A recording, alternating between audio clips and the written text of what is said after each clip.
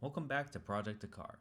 On this episode, we take care of many of the boring items that come with pulling an engine, starting with the wiring harness, then the cowl and windshield wipers, and finally we get under the car to disconnect the exhaust manifolds and the front support beam. This episode is going to be a bit more boring, but after we get it out of the way, we can move on to the more fun items. I'm going to go ahead and remove the harness that's crossing the front of the car, make it easier on ourselves. I believe one is going to the AC condenser, or compressor, sorry. Yeah. It's that one.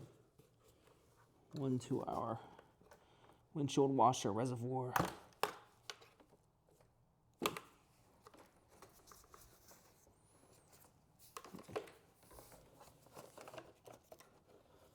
And then one to our pump.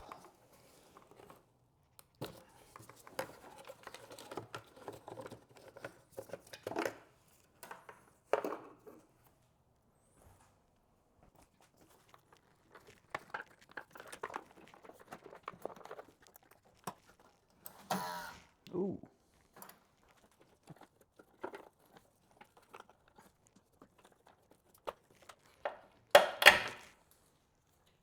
Sure, there's a proper way to remove that, but I don't know what that is. So, there we are.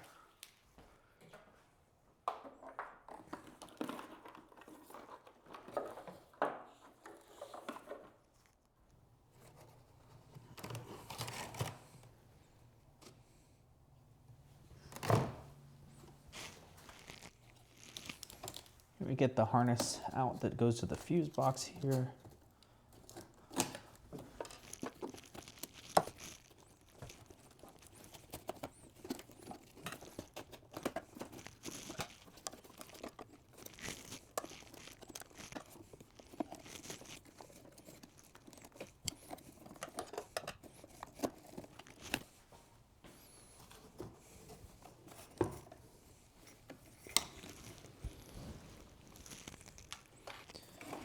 Now that we got all the connectors unplugged, we should be able to start to get this main harness out of here.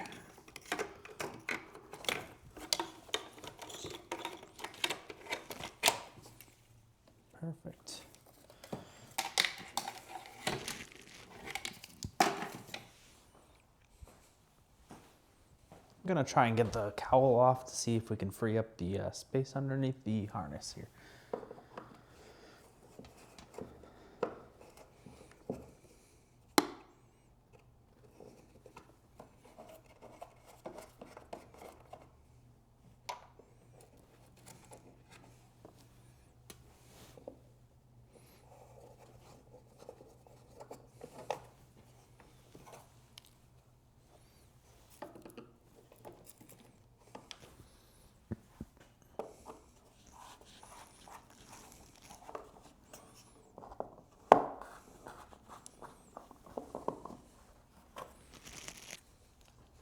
Gonna get the wiper blades off now.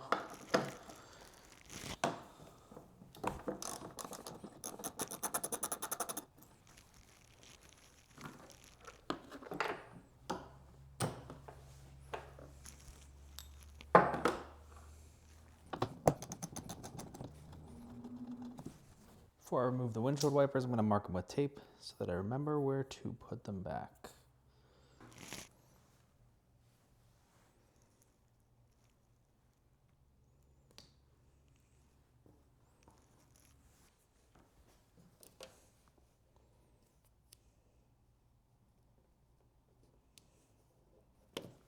Cool. Okay.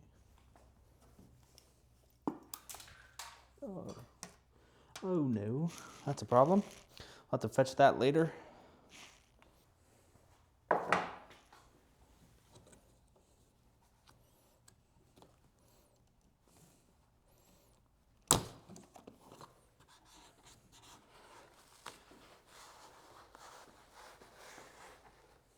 I'm not sure if that's the correct way to do that, but we're gonna keep on keeping on, I suppose.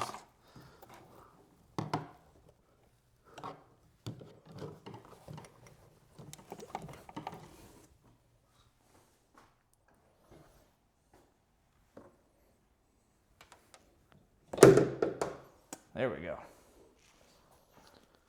Little trick with that one. Could have fooled me. Go ahead and take the cowl off now.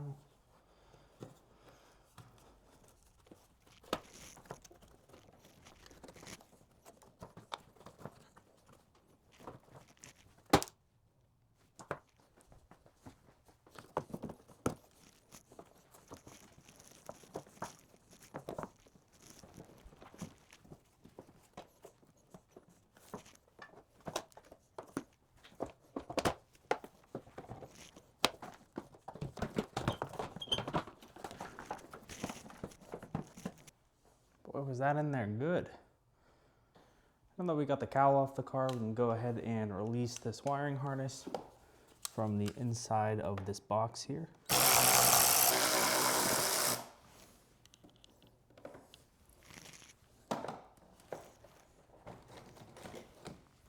Perfect.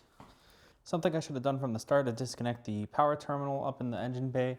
I didn't bother because my battery is currently very dead, so it wasn't a concern for me, but now I'm going to go ahead and get those disconnected so we can get better access to the ECU.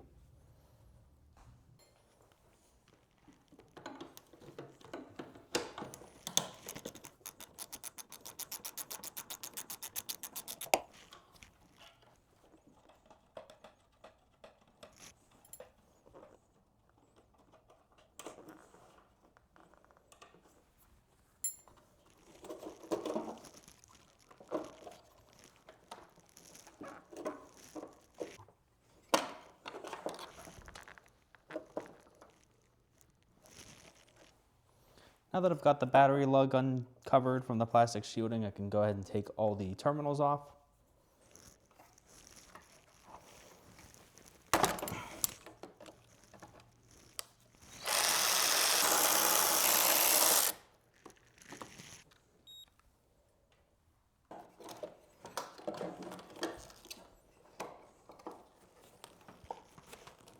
Now I'm going to go ahead and try and get the ECU out. I'm going to take off this front cover first.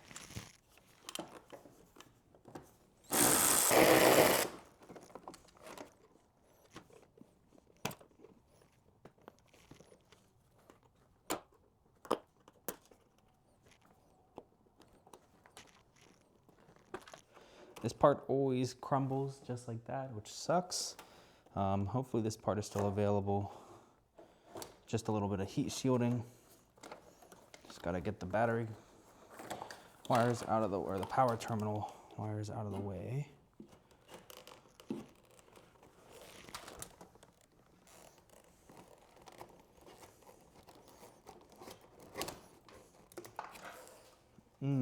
Just crumbles right away. Something tells me that stuff's not the best to ingest. Old BMW sound deadening and heat foam. All right, now it looks like we just have 3 screws and we can get to our ECU.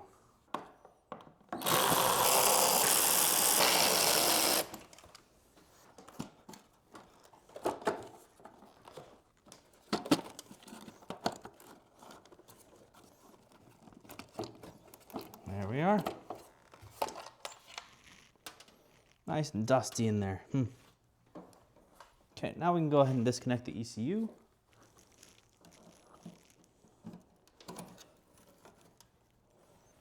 Should have definitely taken out the secondary air pump. I think it's making this job a little bit more difficult than it needs to be, but I'm gonna keep on and just try and get it out.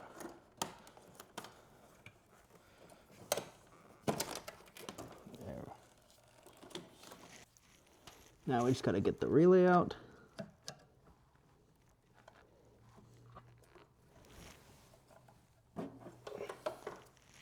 And there we are. ECU disconnected. Now the remaining part that we need to get out is right by the secondary air pump disconnector here. I'm not too sure how that comes out. Looks like it's got a couple squeeze tabs and we can get it right out here. Got it out.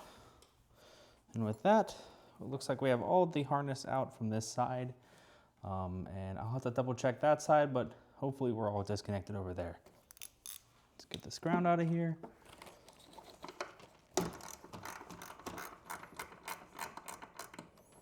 I'm gonna go ahead and get the secondary air pump out. I think it's gonna make things easier, and it looks like there's some things traveling underneath it that we gotta get to.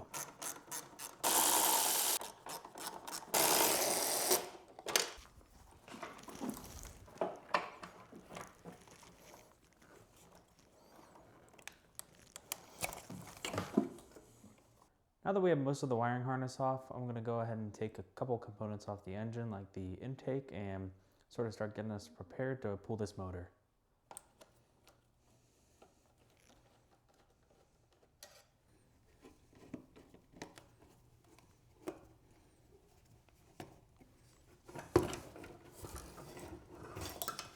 Nice little Dyna intake was on the car. Probably hasn't been changed in forever based on the looks of the filter. Comes with this little Dyna sock, kind of nice.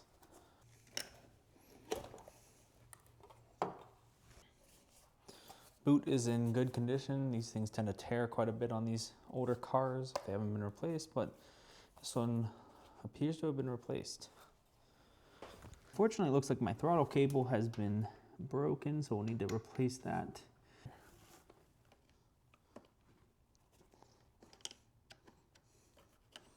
Probably a better way to disconnect this, but this is all I got.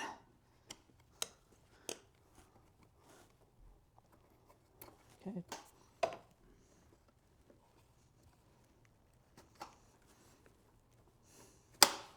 There's two.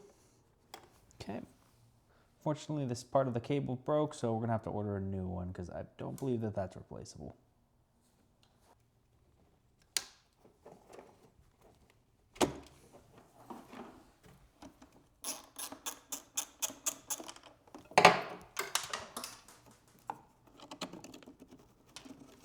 It's unfortunate. I can also remove these relays right here.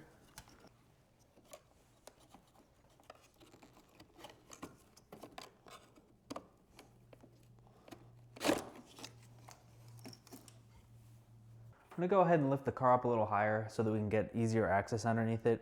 We're gonna go ahead now and take the exhaust off, the drive shaft, and then actually pull the transmission.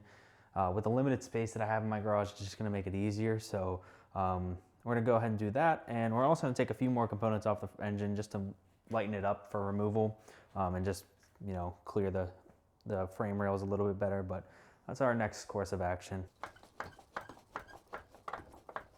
Went ahead and preemptively put some PB blasts around them. Hopefully they'll break free pretty easily. And they did. That's probably the easiest I've ever broken a header bolt free. I'm used to these corroded cars. Wow, that was easy. Also easy. Incredible. That is amazing. Never had a header bolt come off or nut come off that easily. All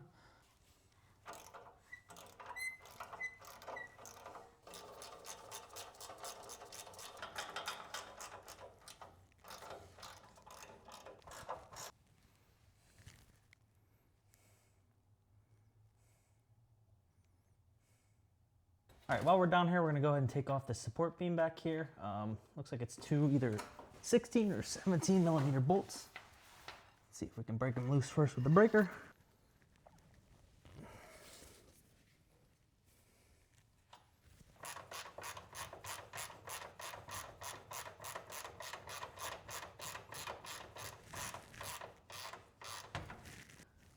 Be careful, I almost hit myself in the head.